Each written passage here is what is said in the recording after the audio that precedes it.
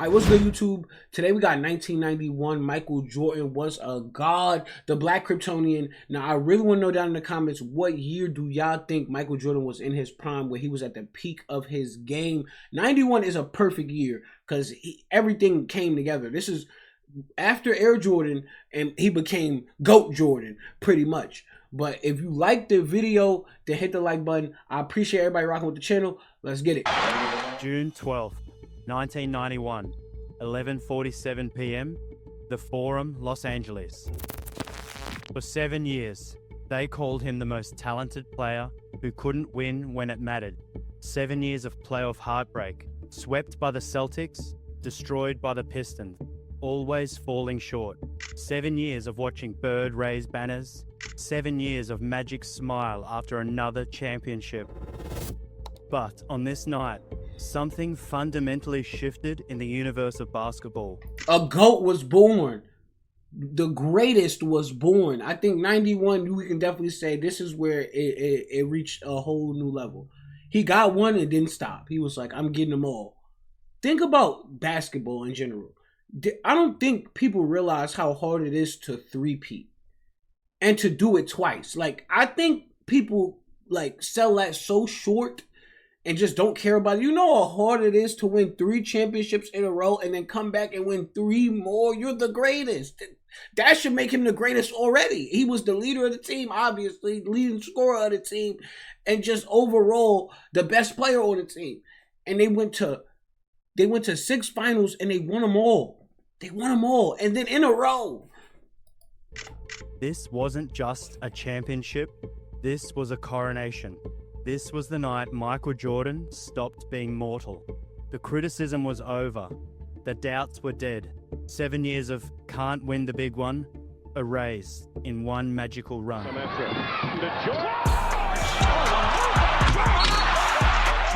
the ball. Michael going to work. Jordan past Petrovic. He didn't just beat opponents anymore. He transformed the very concept of what basketball players could be. He turned physics into poetry. He made winning look inevitable. And if you weren't there to witness it, sit down, lock in, because I'm about to show you what basketball looks like when a man becomes a myth. Oh yeah. To understand the deity Jordan became in 91, you need to understand the mortality he shed. See, from 1984 to 1990, Michael Jordan was a spectacular failure. Oh, he could score. 63 against the 86 Celtics. He could fly. Every night was a highlight reel. But winning, championship winning, the numbers were brutal. Multiple first-round exits, 3 straight conference finals losses to Detroit, 0 finals appearances, 0 rings. While Jordan was creating posters, Larry Legend and Magic were creating legacies. Bird, 3 rings. Magic, 5 rings. Jordan, 0 rings, and a growing reputation as the greatest player who couldn't figure out how to be a champion.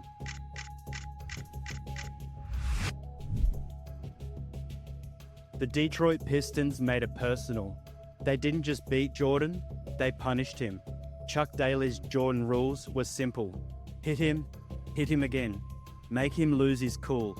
Make him distrust his teammates. Make him human. And it worked. 88, loss in 5. 89, loss in 6. We gotta be honest. Michael Jordan's team, Scottie Pippen made such a big difference because he didn't have a great team. Like, I think we're looking at it like he was just playing with great players. This is not true. A lot of these players without Michael Jordan, you wouldn't even think of them. You wouldn't have considered them. They wouldn't be edged in history of basketball.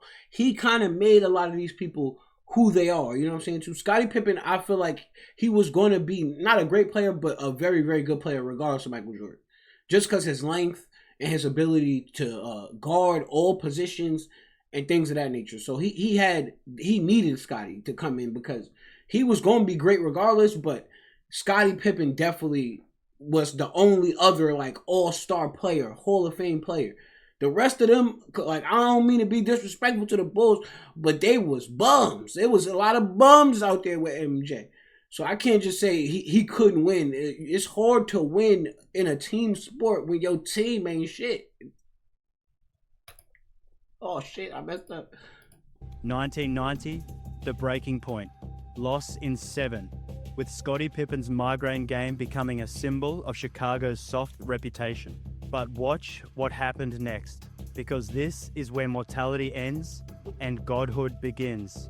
15 pounds of muscle, not just weight, armor. Jordan spent the summer of 1990 rebuilding his body with one purpose: to never be pushed around again. His trainer, Tim Grover, later said, Michael didn't want to get bigger, he wanted to get angrier. Meanwhile, Phil Jackson was rebuilding Jordan's mind. The triangle offense wasn't about limiting Jordan, it was about making him omnipresent. Instead of guarding one man, teams now had to guard a system powered by the most dangerous player alive.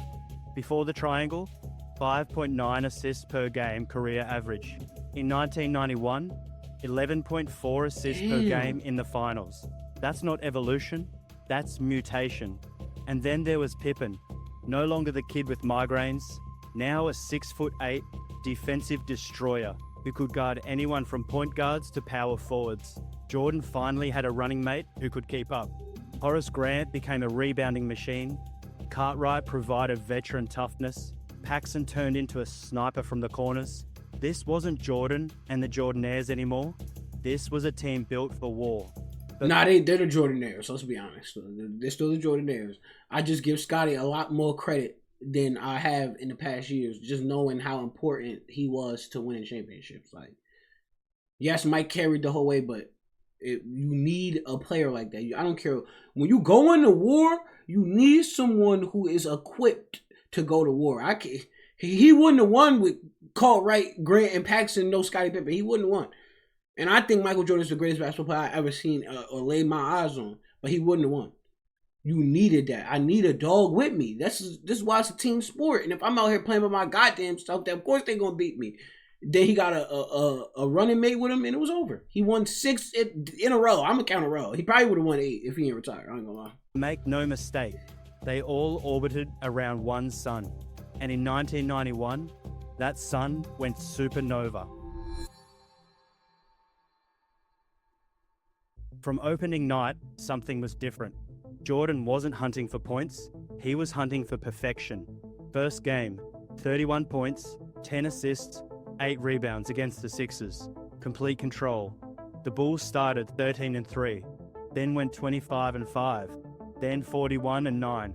This wasn't just winning, this was radically dismantling the league's confidence. Teams were beaten before the bus arrived at Chicago Stadium. Watch the tape from that season. Really watch it.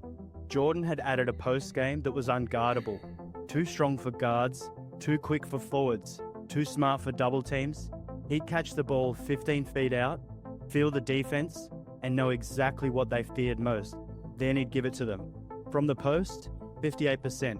Mid-range, 54%. At the rim, 67%. There was no safe space, no defensive scheme, no answer. But here's what separated 91 Jordan from every version before. He made defense sexy. Averaged 2.7 steals while barely gambling. He'd study film like a professor, memorizing every player's go-to move, their comfort zones, their panic buttons. Clyde Drexler said it best. You'd think you had him beat, then realize he wanted you to think that. Jordan wasn't just playing defense, he was playing chess at 100 miles per hour. The old Jordan screamed at teammates for missing shots. The 91 Jordan, he'd pull them aside during free throws. Next time down, set a harder screen.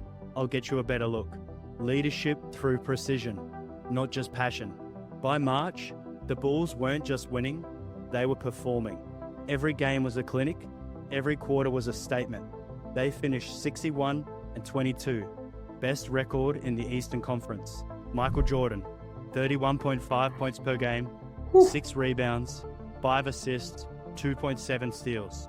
MVP, scoring champion, first team All-NBA, first team All-Defense. Look at the year he had, man.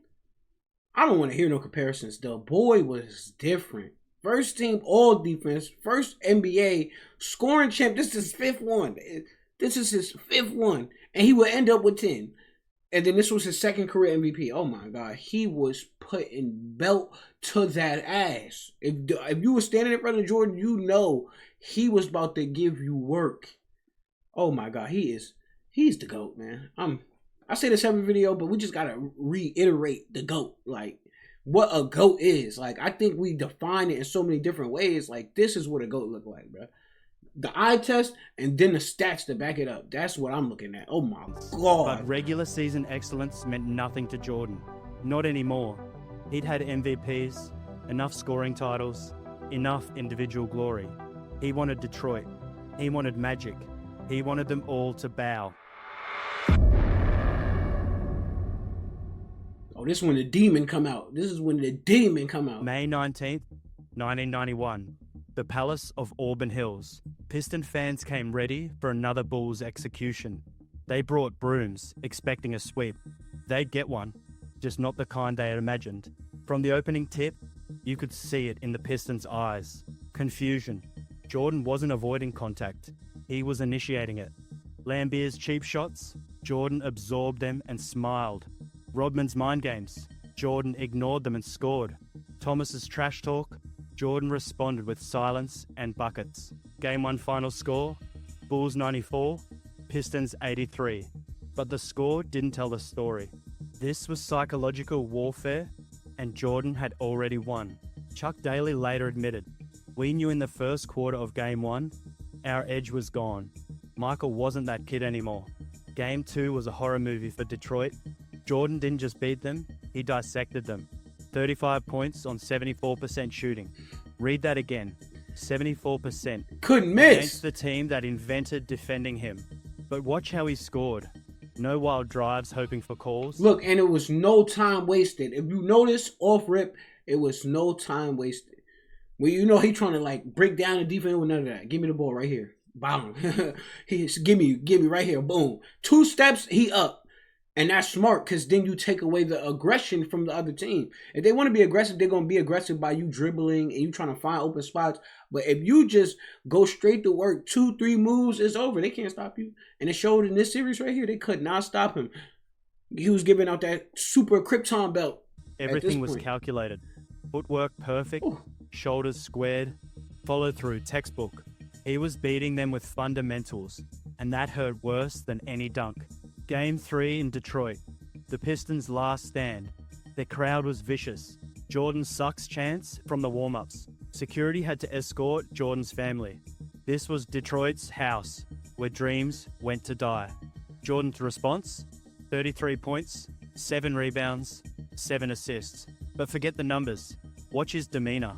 No emotion, no celebration. Just cold, methodical execution. The killer like came a out. surgeon who's done this operation 1,000 times. By the 4th quarter, you could see it. The bad boys were broken. Lambier stopped throwing elbows. Rodman stopped talking. Thomas looked like he'd aged 5 years in 3 games. And then came the moment that defined an era's death. Game 4. Bulls up, 115-94. Clock winding down. Thomas gathers his troops at midcourt. They turn toward the tunnel. They walk. No handshakes. No acknowledgement, no respect for the new kings. Jordan's response? Nothing. Absolutely nothing. He didn't chase them. He didn't yell. Didn't gloat. He just... Why would he chase them? That ain't even Michael Jordan. That ain't how he responded.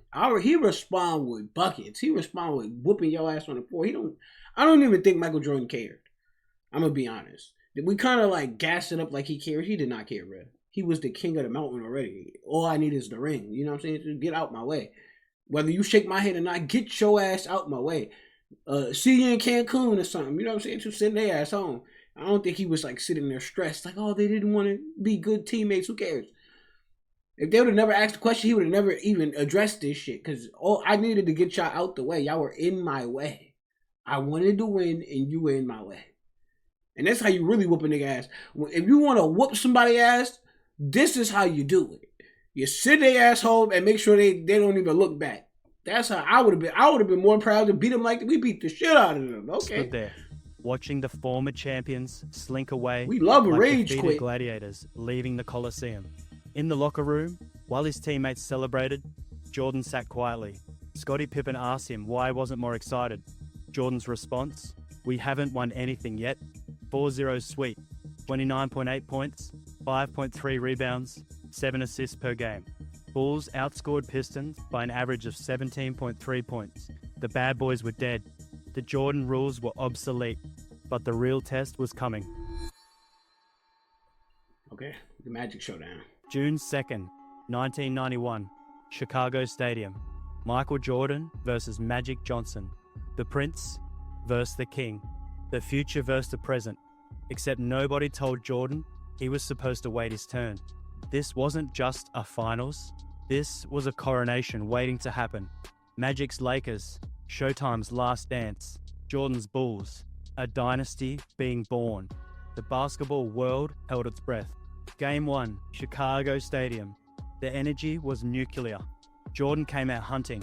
But we gotta put respect on Michael Jordan for playing in Michael Jordans. Have you ever played in Jordans? They're not comfortable shoes. They're not the most comfortable. And he was out here dropping 50s in them shits. I ain't gonna lie. I'm impressed. And back then, the technology wasn't even like the technology then. Now, when they make shoes, yeah. That boy got bunions and corns and all types of shit. I know his feet hurt. 6 points, 8 assists, 12 rebounds. A complete performance. But the Lakers had one more Showtime moment left. Sam Perkins hitting clutch threes. Worthy finding creases in the defense. Final. Lakers 93, Bulls 91. But here's what scared the Lakers. Jordan didn't look frustrated. He looked intrigued. Like a chess master who just saw his opponent's best move and already knew how to counter it.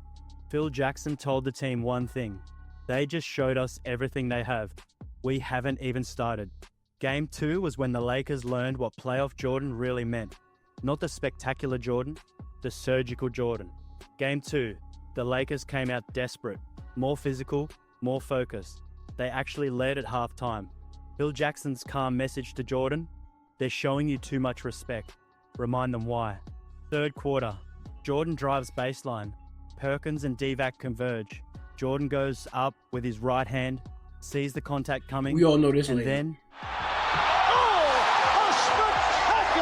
And these dumbasses said, "Oh, he's showing off." Like, what, bro?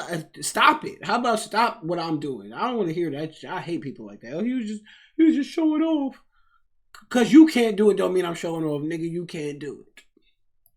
he switches to his left hand in mid-air, not around the defenders, through them.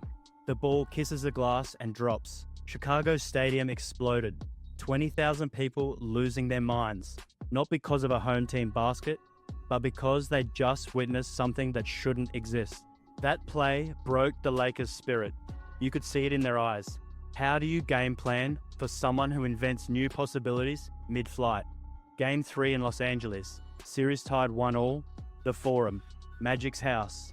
If the Lakers were going to seize control, it had to be done here. They threw everything. Zones, box and one, switching defense.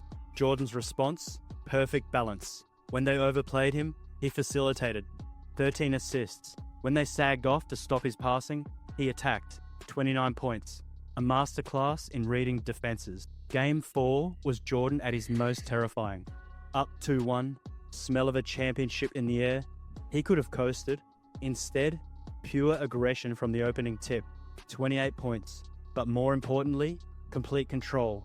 He wasn't just trying to win, he was trying to demoralize. Game 5, June 12th, 1991. One win from history.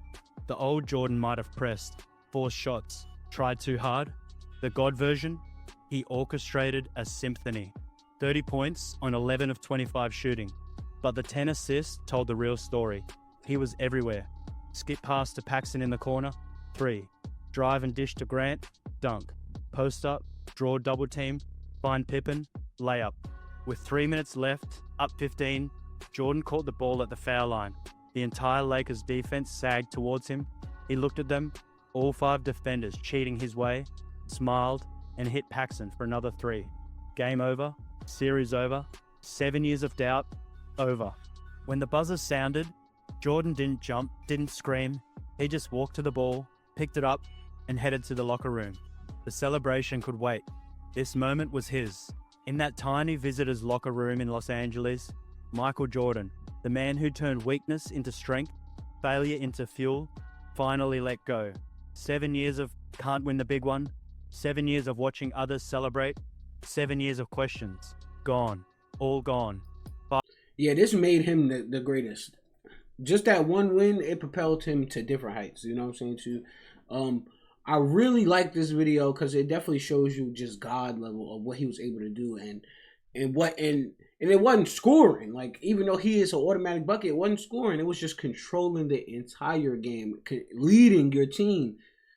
Good leadership matters as well. So he did everything. You can't win if you're a bad leader. I'm just gonna be honest. So to win, you gotta have some type of leadership skills, not just showing. You know how people say sometimes you don't gotta say nothing, you gotta show people. But sometimes I feel like it's a balance between both, and I feel like Mike mastered that in '91, and the rest is history pretty much. He put belt to everybody else, man. If you like this video, and let me know down in the comments which is prime Michael Jordan to you, man.